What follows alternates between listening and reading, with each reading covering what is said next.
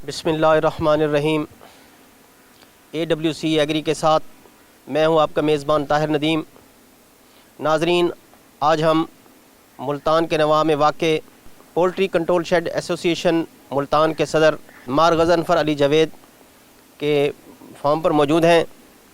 यहाँ आज हम अपने उन नाजरीन को जो पोल्ट्री फार्मिंग से वाबस्ता होना चाहते हैं या पोल्ट्री फार्मिंग से वाबस्ता हैं, उनको उन मालूमात से आगाह करेंगे कि वो किस तरह अपनी पोल्ट्री फार्मिंग को इकनॉमिकल बना सकते हैं। हमारे साथ इस फार्म के सुपरवाइज़र जनाब फ़ारूक अली साहब मौजूद हैं। हम उनसे जानेंगे कि इस वक्त उनका जो फार्म है उसमें कितनी मुर्गी उन्होंने रखी हुई है और उनकी फार्मिंग के लिए, उनकी बढ़ोतरी के लिए किस किस्म के इक़दाम उठा रहे हैं। अस्सलाम वालेकुम। वालेकुम सलाम साहब। फ़ारूक अली साहब, आप हमें बताएंगे कि इस शेड पर कितने अपने परिंदे जो हैं वो अपने रखे हुए हैं और इसका रकबा कितना है? इसका सर रकबा ये 465 फुट लंबा है और 50 फुट चौड़ा है। ये 1.5 शेड है। नीचे वाले शेड में 30,000 चूज़ा डालता है और ऊपर वाले में 14,000।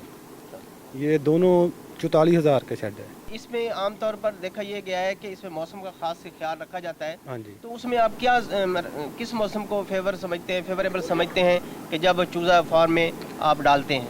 सर, ये कंट्रोल शेड का मकसद ये है कि ये गर्मियों में ये पैड इस्तेमाल होती है। अच्छा। तो सर्दियों में अंदर हीटर है, ब्रूडर, तो कोई मसला नहीं। ज़्यादा टफ जो होता है ना वो गंदम वाला मौसम होता है ना, उसमें टेंशन बनती है। बाकी तो अंदर का हिसाब है, कोई टेंशन नहीं। तो नाजरीन, इस वक्त हम चलते हैं शेड के अंदर और देखते हैं कि मुर्गियों को किस तरह रखा गया है और उनकी देखभाल और उनकी खुराक का क्या बंदोबस्त किया गया है। तो आइए चलते हैं। नाजरीन, जैसा कि आप देख रहे हैं कि इस वक्त हम कंट्रोल शेड के अंदर हैं और हमारे साथ जो सुपरवाइज़र हैं फ़ारूक अली साहब वो मौजूद हैं। तो जैसा कि आप देख रहे हैं कि मेरी बैक साइड पर हद निगाह मतलब ये मुर्गी आपको नज़र आ रही है और इससे ऐसा लगता है कि ये इसको कुछ चंद ही दिन हुए हैं कि ये चूज़ा डाला गया है। तो इस हवाले से हम जानेंगे कि ये इसको कितना दिन हो गए हैं इस चूज़े को डाले को और इसकी क्या पोजीशन है, इसकी बढ़ोतरी कैसे हो रही है। तो इस हवाले से हम बात करते हैं। जी फ़ारूक अली साहब, हमें आप बताइए कि ये कितने दिन हो गए आपने ये चूज़ा डाला है और कितना ये चूज़ा है? ये सारे 31 दिन का हो गया है। तो अच्छा। इसमें 30,000 चूज़ा है। अच्छा जी। हाँ जी। तो इन दिनों खुराक का खासा बुरान है। हाँ जी। इस हवाले से हमें बताएं कि ये जो खुराक आप डाल रहे हैं तो इसमें इसकी कोई न्यूट्रिशन में कमी है या कमी सर, कोई वज़न जो आज 30 दिन का है ना, जी जी, पहले अक्सर औकात हमारा 24 दिन पे इतना वज़न आता है। अच्छा। वो आज 30 पूरे 6 दिन का गैप है। हाँ जी। फीड में कोई जान नहीं है, ऊपर से टॉक्सन का मसला अलहदा सोयाबीन की वजह से है या तो ऐसा करके ना 6 दिन का फ़र्क है। तो ये कंट्रोल शेड चूँकि ये जदीद बुनियादों पर बनाया गया है। हाँ जी। तो ये खुराक जो आप इसमें डालते हैं, ये बर्तन हम देख रहे हैं ये भी जदीद किस्म के बनाए गए हैं। हाँ जी। तो ये ऑटोमेटिकली इसी में सर, खुराक ये आती है? ऑटो है। पीछे से फीड रूम है, उधर से शैलो से हापरों में आती है। अच्छा जी। हापरों से फिर ये आगर मेन लाइन इसमें आती है। अच्छा। वो बर्तनों में हमने मैनुअल डाली हुई है हाथ से। अच्छा, कुछ बर्तनों में मैनुअल भी डाली हुई है? वो वैसे ही साइजिंग ना बने इसलिए ना। अच्छा। और तो बाकी ये ऑटो सिस्टम है सारा। अच्छा। वाटर लाइन है ऑटो, इसमें पानी ऐसे ही आता है, चूज़ा निप्पल से मुंह लगा कर पीता है। अच्छा। हाँ जी। यानी कि इस इकदाम से जो खुराक है वो भी ज़ाया नहीं होती और खुराक पानी भी ज़ाया नहीं होती, लेबर का बड़ी बचत है। इतने चूज़े को अगर लेबर चाहिए मैनुअल जी। तो कम से कम 40-50 बंदे चाहिए थे, तो ये 10 बंदे कवर कर रहे हैं। अच्छा, यानी कि ये 30,000 चूज़ा आपने डाला हुआ है। हाँ जी। तो 10 बंदे इसकी देखभाल पर लगे हुए हैं। 4 हाउसमैन, एक बायोमैन, एक कुक है, एक इलेक्ट्रीशियन, एक सुपरवाइज़र, इस तरह करके। तो ये मुर्गी के लिए जो देखभाल है ये भी बड़ी अहमियत की हामिल है। हाँ जी। तो ये वैसे तो ये कंट्रोल शेड है। हाँ जी। तो इसमें आप देखभाल में किन किन चीज़ों का ख्याल रखते हैं जिन पर खुसूसी तवज्जो देते हैं ताकि ये मुर्गी की जो है बढ़ोतरी वो अच्छे सर, ये शुरू दिन से ही है ना, इसका ख्याल ही रखना पड़ता है। ये जो निपले हैं ये कौलियों को डेली साफ़ करते हैं 2-2 दफ़ा। अच्छा। हाँ जी। ये बर्तन है, इनमें बरादा ना चला जाए, इनका खास ख्याल रखना है। सही। पानी का टैंकी ना ख़त्म हो, मेडिसन का। सही। हाँ जी। इस तरह बहुत चीज़ें हैं जो इनकी निगरानी में। इसके अलावा इनकी जो ये चूज़ा डाला हुआ आपने, इसकी वैसे जो सेहत के हवाले से तो क्या कोई किसी को डॉक्टर की भी सहूलत आपने हासिल की हुई है? बिल्कुल सर, डॉक्टर हैं हमारे लाहौर से, आसम चीमा साहब। हाँ जी, वो देखते हैं। बाकी इनकी पहले दिन वैक्सीन होती है फिर 8वें दिन होती है, फिर 10वें दिन होती है, फिर 18वें दिन होती है। 4-5 इनको वैक्सीन भी होती है एनडी की। हाँ जी। नहीं तो ये चूज़ा तो बहुत ज़्यादा है, तो इसको वैक्सीन जब आप करते हैं तो ज़ाहिर है ये 1 बाई 1 आप करते होगे, हर चूज़े को करनी होती है। तो उसके लिए आप क्या करते हैं, कितने के अफरादी क़ुव्वतें उसके लिए होती है कि इतने चूज़ों को आप ये वैक्सीन करते हैं? पहले सर जब आता है ना चूज़ा हैचरी में, इनको हम कराते हैं आई ड्राप। वो डॉक्टर ही होते हैं, वो आँखों में ड्राप डालते हैं इनके। तो फिर 8वें दिन हम पानी में कराते हैं, सब पानी में, टैंकी में। तो फिर 16वें दिन या 18वें दिन फिर पानी में। तो जो 6वें दिन होती है वो भी आई ड्राप कराते हैं, लड़के पकड़ कर उनको पकड़ाते हैं, वो आई ड्राप करते हैं।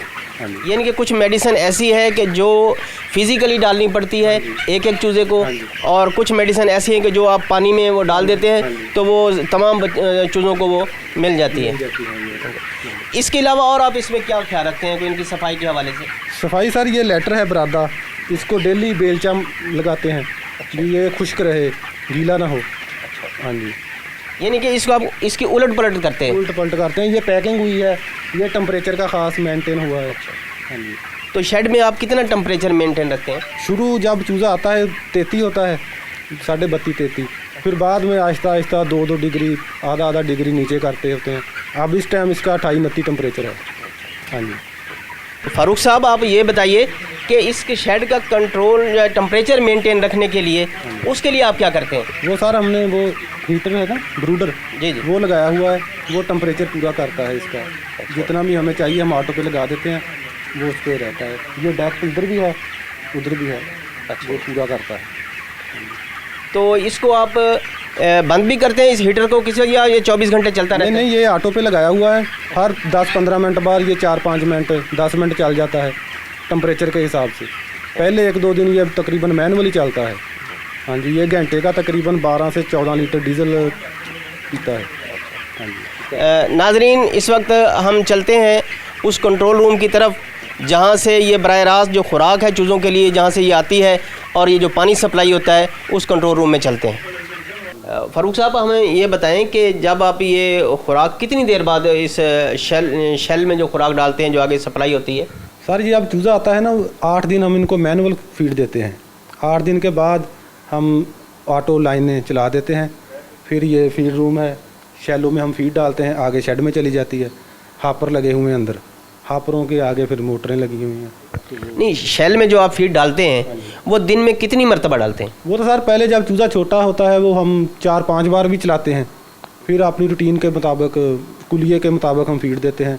3 टाइम हम फीड चलाते हैं 24 घंटे में। सही। हाँ जी। नाजरीन, इस वक्त हम कंट्रोल शेड के कंट्रोल रूम में हैं जहाँ से इस कंट्रोल शेड को कंट्रोल किया जाता है। इस हवाले से भी हम फ़ारूक अली से पूछेंगे कि यहाँ से वो चीज़ों को किस तरह मेंटेन करते हैं और किस तरह कंट्रोल करते हैं। जी फ़ारूक साहब, हमें बताएंगे कि इस कंट्रोल रूम से आप कैसे चीज़ों को कंट्रोल करते हैं? सर ये जो कंट्रोलर है ना, ये ऊपर वाले शेड का है, ये नीचे वाले का। इससे हम ऑल टू वन जो भी जनरेटर, वापटा, पंखे, फ़ैन, फीड, हर चीज़ यहाँ से कंट्रोल होती है। हाँ जी। इस पे हम ऑटो पे जो पंखे लगाते हैं, पैड पंप, ब्रूडर, वो सारा हम इधर से कंट्रोल करते हैं।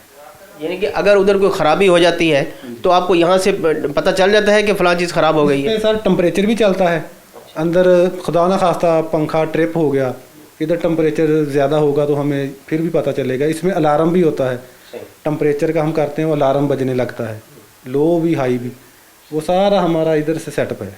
वो हमें तो खुराक भी यहीं से कंट्रोल होती है और पानी भी यहीं से कंट्रोल होता है? नहीं, पानी ऊपर टैंकी है।